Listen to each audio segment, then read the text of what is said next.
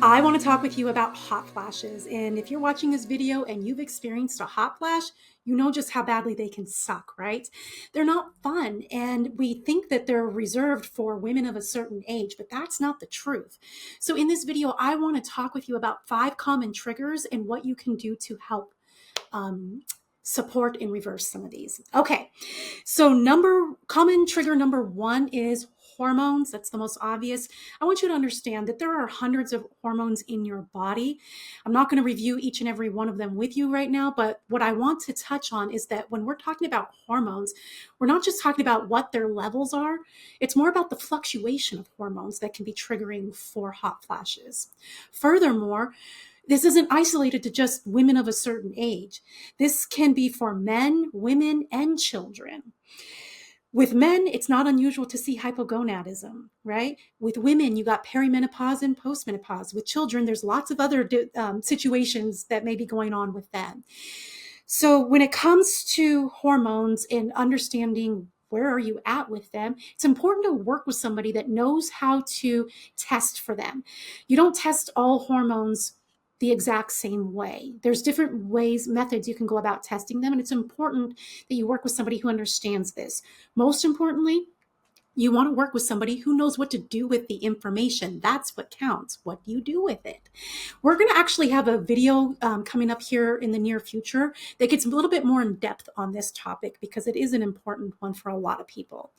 All right, let's go to trigger number 2, and that's diet. Diet is intimately related with hormones. The reason being is hormones are built out of proteins and they're regulated and metabolized by fats. So if you're not getting enough protein or enough fat in your diet, you're likely to have a hormonal imbalance and lots of hormonal fluctuations. Now, what I see with people is isolating in their diet. So sometimes people are afraid to do things like eat animal fat. That because it's pounded into you, for a lot of people at least, that's not good for you. The thing is animal fat, animal meat, proteins in general is more bioavailable for the body. But when I say that, that doesn't mean that you should never have plant proteins or fats either. The key here is eating real whole food and a diverse diet. That is truly key. Now, also when it comes to diet, is we can have food sensitivities, and food sensitivities can trigger a hot flash response. Now, food sensitivities may come from poor digestion, poor gut line integrity, gut imbalances, nervous system dysregulation. There's lots of different reasons for this one. So much like with the hormones, work with somebody who knows what they're doing. It's not just about making sure you get the right balance of minerals and the right macros in there. It's about eating intuitively in a way that works for you and your body, and working with someone who understands that and isn't just going to keep things black and white is where you're going to see some great benefit. Trigger number 3 is chronic viruses. Many people are walking around with a chronic virus and don't even know it. Here at our clinic, we see a lot of EBV, that is the Epstein-Barr virus. Now, someone may have contracted that from their mom. They may have got it in their teen years.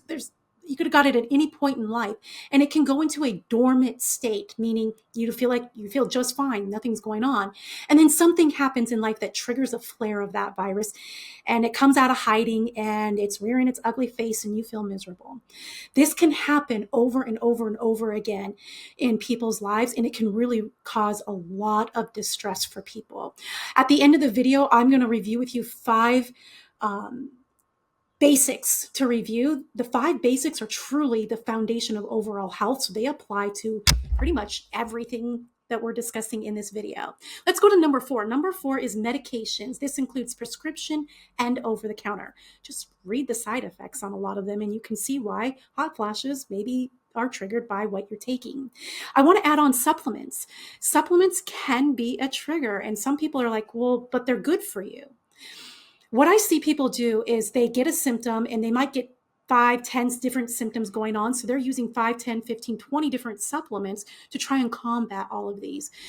The problem with that is it may not be helping, and it actually may be adding fuel to the fire, because when we treat at the symptom level versus the root, you're not ever going to see the repair and the reversal of symptoms that you're looking for.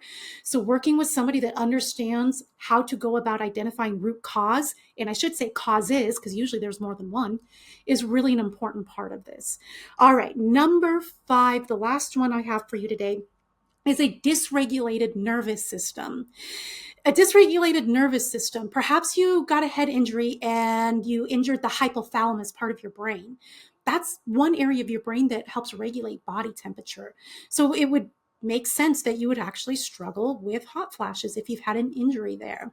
There are other types of things, other imbalances within the nervous system that can be going on here. So when it comes to working with the nervous system, the basics that I'm about to review are very much necessary. And for some people, you may need a little bit extra help. I'm going to be making a video within the next couple months on regulating the nervous system, reviewing the basics for that, as well as getting to a little bit of the extra help that people may need beyond the basics. All right, let's talk about, just going to touch on the basics right now. These are the things that can really help with overall health and well-being. The first, and I dare say the most important one, is sleep. And I'm not just talking about number of hours, I'm talking about quality sleep, restorative sleep. When it comes to this one, there's lots of different nuances, things that you can do to help promote sleep. We've actually already done videos on this topic, so I'm not going to go any further than that. I will put the link to that in the bottom. The next one is effective stress management.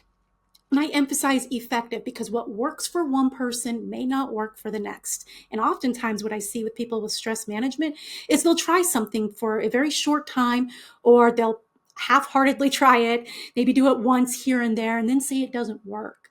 The thing with stress management techniques is usually they're not instantaneous when you see the results with. So you want to practice it consistently with patients over a period of time. If after, say, a few weeks of practicing that, you still don't see any improvement, time to move on to a different skill. All right, the number 3 out of the 5 basics is diet. I've already touched on diet. So again, it's eating and fueling your body in a way that works for you. Number 4 is hydration.